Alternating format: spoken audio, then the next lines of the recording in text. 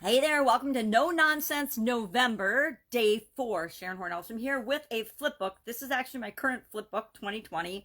SHE is my initials. And we're going to talk about a tool which actually is kind of a specialized form of journalism.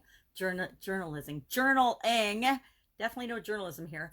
Journaling that I've been doing for at least a decade, probably longer. I want to say probably 15, 20 years I've been doing this. And I actually in 2015 wrote a book, and this is really funny. This is just my unedited version of the book, and it's called a flip book. It's kind of a thick book, but because it's a living, breathing journaling document workbook type thing. And I don't remember when and how I started doing it, but I started before my sudden cardiac arrest. But then I really got into it in depth after my sudden cardiac arrest, using this as a tool to aid my recovery, to do all kinds of things. So a flip book is just a journal or a notebook. I like it to be, size that I can carry it around. This is actually my current favorite style. I think I've probably done a dozen of these, a dozen of this particular format. Before I wrote the book, I had done, and basically the book is sharing probably my seventh flip book, my seventh version of a flip book, and what I was doing, and then how I used it, and we'll talk about the steps to using it, the 7 steps to using a flip book, the benefits of using a flip book. Why the heck would you want to? But I want to show you what it is first, because it can be different for everybody. I've used these for at least a dozen of these. I've used little simple notebooks where I could just flip the pages. I've used little cheap notebooks from the dollar store or from Target or from any store that you might go to, Walmart, wherever. I've actually used Post-it notepads where I would just use them, and I would write comments or notes or things that I wanted to learn or focus on or study. And then I would just flip through the Post-it notes, or I would hang them around me and I would just see them and review them on a regular basis. So there's all kinds of ways you can make this process your own. But those are just, I wanted to show you, okay, what is it? It's actually a physical book where you can turn or flip the pages. It could just be a regular notebook, a regular standard notebook that you use. But what I like to do is I like to write, let me show you. I like to write big things in my flip book. Because my eyes are getting bad, maybe that's why I started using them. But I might have pages about project or business topics I want to do, right? Here's one about done for you type content and things I could create, because I want to be able to look at it and think about, well, how would I make that a reality? What are possible? What are the pluses and minuses of wanting to do that? So it's mainly, I use it as a thinking tool. My flip books are focusing and thinking tools that I use to put my attention on the things that I want to create in my life, not on the things that are maybe bothering me in my life. So why would you want to use a flip book? I'm going to actually go to the flip book. And this is, again, you can tell it's my unedited version. Wrote this in 2015, and it was published on Amazon. And I don't really talk about it or share it or use it very much, except with my consulting or private coaching clients, because it's a very personal tool, right? It's a very personal tool. So I'm going to grab my magnifying glass and just share some of the reasons you might want to use a flip book. And we'll then talk about the 6 steps. How do you use it? What's the process for using a flip book? You can either find a journal or a flip book or a workbook or things that are already done for you, or you can make up your own like I do. You can create your own. I originally created my own because I was learning a ton of things. I was studying and learning and working on personal development while running my businesses and things on the side. And I wanted to make sure that I was continually growing and developing as a person. And so it was just a quick way that I could write things down that I was thinking about or focusing on, and I could carry it with me. So whenever I got a minute or two during the day, I could grab it and I could work on ideas or thoughts or projects or things that I was considering that I otherwise wouldn't have had a block of time that I could work on. I don't know about you, but raising my kids, I had 2 very active, very involved children, and running several businesses simultaneously was challenging, taxing, was interesting, was awesome, but it was also run. And so it became about how can I find pockets of time, little bitty pockets of time. I'm talking 5 minutes to 15 minutes where I could hop into and switch my brain into, okay, I'm going to use this as productive time versus sitting in the car and waiting to pick up the kids at school. That was one of my favorite times to actually work on my flip book, work on my ideas, work on projects, and thinking quiet time, till they got in the car. Then it wasn't so quiet anymore. But that was one of the ways that I could use my flip book. So what do we use what did I use flip books for? Well, I use them to reduce stress, to improve my health, to create positive habit, to make a daily escape, or anytime I needed an instant mind shift. If I was having a bad experience in one of my businesses, or something was happening, or something happened that threw me off a little bit because it was unexpected, I might take 5 minutes, or even a minute, even 30 seconds, to just open my flip book to a random page, see what the message was there, and then just as a pattern interrupt, so that I would have a better response to what was going on than my gut instinct initial response to freak out and say, oh, it's the end of the world, because I have a tendency to do that sometimes. You can use it to get what you want. You can use it to change what you're focusing on. You can use them to shift your thinking, create a positive, continuous improving spiral in your life, achieve a goal, change anything that you desire, change your mental state, your mood, or your emotions. You can use it to deal with a difficult situation or difficult people. It's kind of that escape thing. You can use it as a tool to learn and grow. You can stop doing things that are not in your own best interest, or things that don't feel good to you, and then you can let go of anything that doesn't serve you. I've used it to focus on looking at situations in my past that maybe weren't the most positive, that I wanted to rework and reimagine so that they would lose their emotional power and negative charge on me and my performance. And they help you to live the life that you deserve, the life that you're here for, to let go of the things that don't serve you, but focus on the things that you want. So you're always moving in the direction of what you want. So those were some of the things that, and some of the reasons I liked and was attracted to the whole flip book idea. Now, my experience to flip books prior to this was children's flip books, where you flip pages when you're reading books to little kids, or flip books like you'd use for sales presentations, or for sharing information about your products or services in business. Flip books are really, really popular. They're a little book that will kind of stand up, and you can just flip the beautiful graphic pages to show people all the features and benefits about your product or service. So that was my experience with flip books, until I found and started using them as my own personal development tool. So how do you use a flip book? How do you use it? I in the book, I share a 7-step process, which is really, you know, there's a process for everything and anything, but people, and me included, I like step 1, step 2, step 3, step 4. What do I do? How do I do this? Well, step 1 is, of course, get a flip book. Either get a flip book, somebody else's that you can use and experience, or create your own.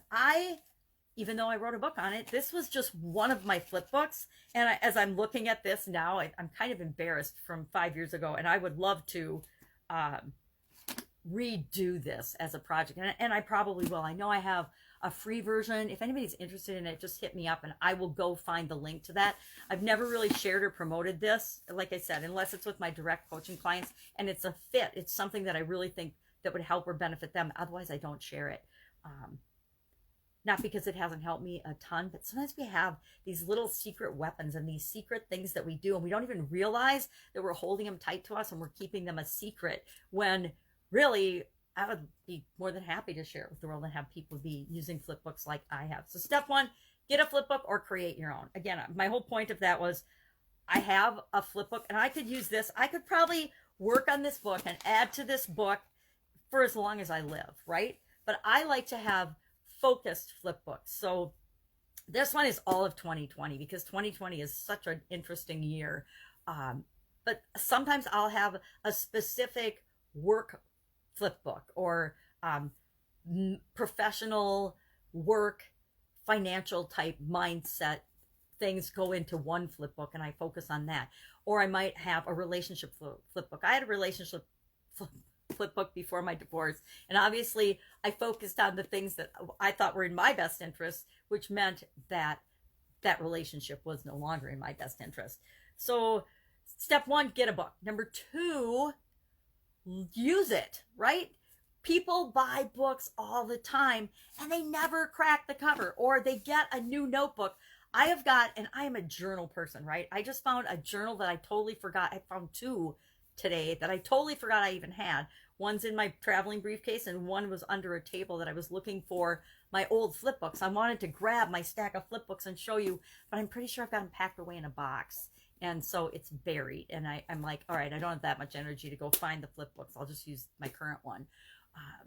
But you have to use it daily. And this is more than something you're going to read. Like sometimes when I first started, I just wrote a lot of things, and a lot of things I wanted to focus on, a lot of things I wanted to, and lessons I wanted to learn. And I would look at the page. I would just read it really fast. I would read because I wanted to reprogram my mind in a positive way. And you can do it that way. Or sometimes I would just look at one page and I would stop on a page that spoke to me, and I would think about that whole page for my allotted amount of time. I used to like to pick 15 minutes blocks, or I would go for a walk, and for 15 minutes I would sit on a bench down by the river, and I would go through my flip book. And sometimes I would get to page 6. Sometimes I'd stop on the first page. Sometimes I would just randomly open it, and I would look at a page, and I would think about the message or the thought or the whatever was on that page. Maybe it was the universal laws. Maybe it was physical laws. Maybe it was a question. A lot of times I love affirmations and questions, and maybe it was just a question, what do you really want? There's no more powerful question, I don't think, than what do you really want, or what else is possible? So you need to commit that you're going to spend some time with it daily. And I say daily, maybe commit to 30 days, right? Okay, every day for 30 days, I'm going to spend 5 minutes creating my flip book, or I'm going to spend 5 minutes reading a message or thinking about a message or more messages in my flip book. There were sometimes I'd read the whole thing. And there were other days where I would just, I would get stopped on a page, and it was usually because there was something going on in one area or aspect of my life that needed my attention. And so it was a quick way to discover what needed my attention, what I needed to do next. You want to breathe and think about what you're experiencing and reading, what it means to you. The most important thing in the world is what things mean to you.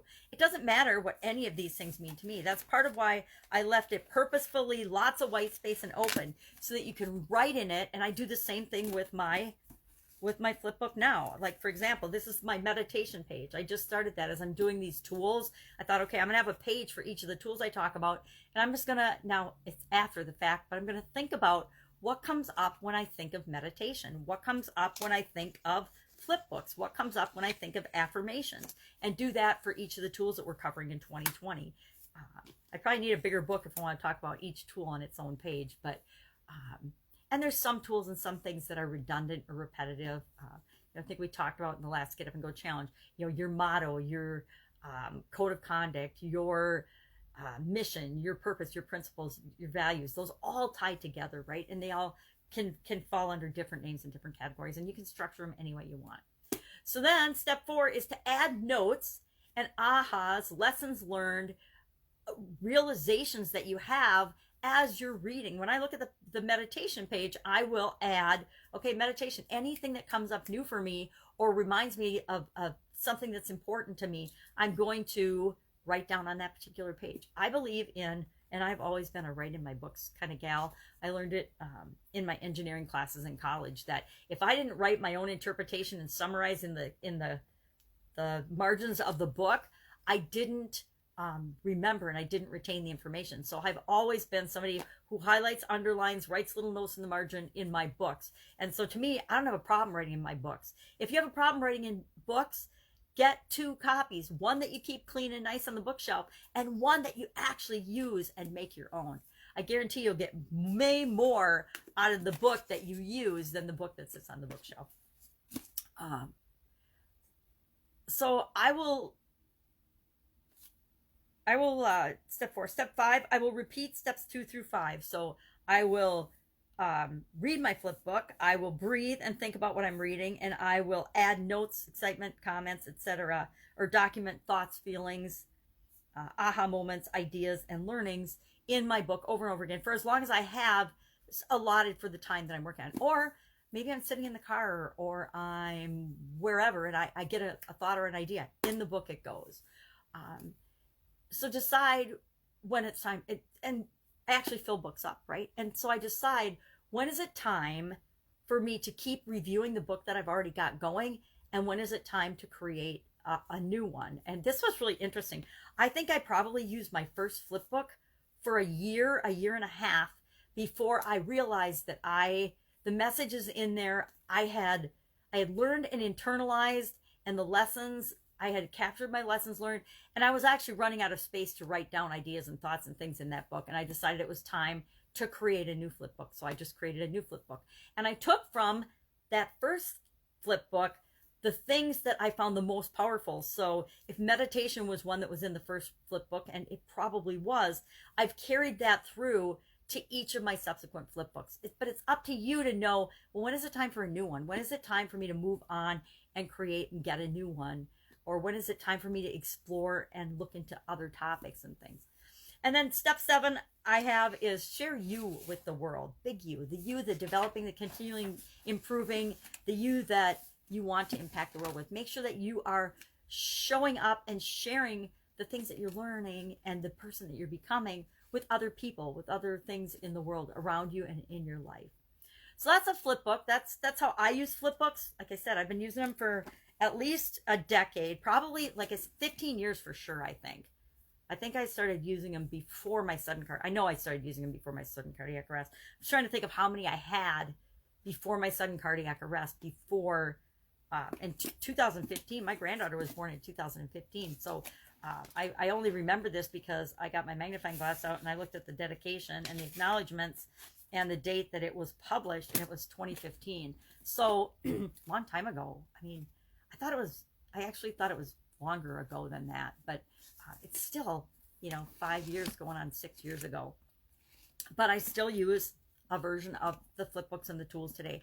And I have a version of this book, the actually published book, that I do write in and go through periodically. I don't pick it up as often as I used to, which is why it's not handy. I think last year when I started moving, that became stuff had to get put away and put aside, and my written in version of that. But this one was on my desk. I have no idea why this one was on my desk, because I should probably throw it away. It's just the unedited version. But it's a way to show that, even when you think you got something right, you wouldn't believe all the markups in this book. Lots of them. And nowadays, I need someone else to edit my things because of my eyes. Magnifying glass editing, not so fun. All right, any questions on flip books? Any thoughts, ideas, feelings? Ask me in the comments below. Otherwise, I'll be with you tomorrow with another No Nonsense November tool that you can use right now. We're going to talk about a tool a day to help you, or for you to explore, to move forward and get what you want in your life. Have a great day. Bye. See you tomorrow.